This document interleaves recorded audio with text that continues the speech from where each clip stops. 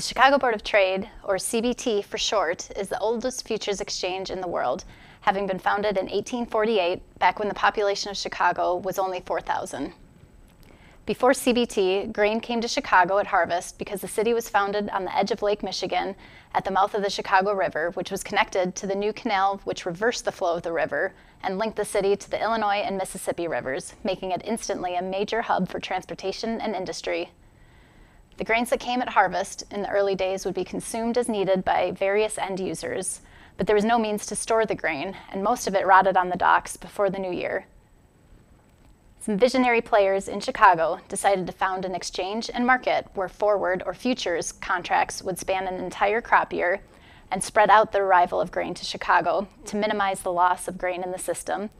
and provide farmers with prices of their production on a daily basis.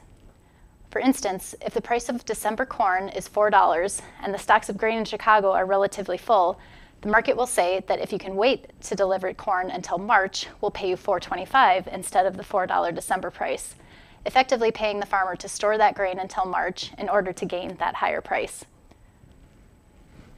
This, of course, gave birth to a huge storage bin industry in the United States, which not only gave the end users of grains access to the product throughout the crop year instead of the few months right around harvest,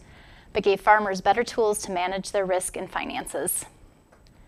Further, storage bins and central market location allowed for a huge water transportation industry to grow, as well as large mills in places like Chicago, Buffalo, and of course Minneapolis, which gave them access to consistent flow of grain to their terminal ports.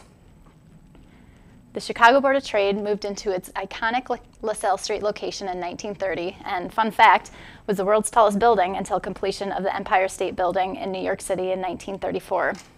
The building still stands at the foot of the LaSalle Street Financial District, which dominates the entire Midwest like Wall Street does in the East.